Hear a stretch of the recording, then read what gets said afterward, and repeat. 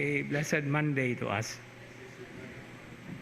The last few words of today's gospel reading is actually a very beautiful connection that we can make in order to give weight to the memorial of the presentation of the Blessed Virgin Mary, which, by the way, we cannot find in the Bible. It is always indicated that this is coming from the Proto-Evangelium of James, one of the most important documents for the New Testament, but was not included in the so-called canon. But this book or this literature is the very source of the many, many novenas and prayers, most especially regarding the Blessed Virgin Mary's birth, childhood, until he was betrothed. And this is a very significant moment because as a Marian people, we are always provided with so many different occasions where we can see the many different phases in the life of the Blessed Virgin Mary, as also the same phases that we have to undergo. And being presented in the temple after her birth, not necessarily on the 8th day, because for the male child, it is to be 8 days after birth. But for the women, for the girls, it will be a little bit later.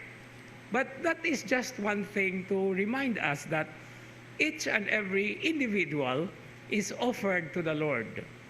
In fact, the widow's mite, or the widow's offering in today's gospel reading, is capturing the very essence of what it means to be offered to the Lord. To be offered means not only a part of you, but it's practically everything that we are, everything that all of us actually stands before God. And so, this point in question need not be a problem in trying to understand or to put side by side with the usual interpretation of other religions as regards the first reading today, when the number 144,000 is introduced. Because there are actually sects or groups of people that would somehow capitalize on this. Na-appeal mo na mo, kay 144,000 ra ba ang maluwas? Now imagine how many weeks ago or how many days ago, ning abot na gud ang kalibutan og 8 billion. No? Comparing 8 billion to 144,000, nagibangkong na. No? But what does this symbol mean? Well, properly understood, the 144,000, when it first appeared in the book of Revelation, refers to the 12,000 people coming from the 12 tribes of Israel, the so-called New Israel. That's why 12 times 12,000 is 144. And the New Israel has something to do with the wholeness of the people, regardless of the population statistics. Later on, this understanding is seen to include the Christian perspective, because from out of the 12 tribes of Israel, there are also the 12 apostles, that is 12 times 12, and then times 1,000, which is the year or number of Christ.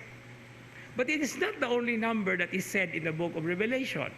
There are also the countless and numerous multitudes coming from different peoples, races, language, and from all the world and all the nations. So it's not a problem that we will not be part of that number, because we are already accounted for. And the presentation of the Blessed Virgin Mary, inasmuch as we also consecrate ourselves, specifically as Christians during our baptism, we are all counted. But the counting continues to be a process, because the days that we live our lives, the kind of life that we live, actually is part of the counting. That's why, since we are in the last weeks of the calendar year, the liturgical calendar year, we are reminded to prepare ourselves for the accounting that we are going to present whenever it is right.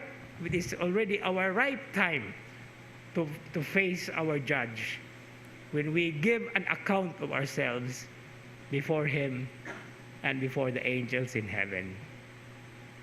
Amen.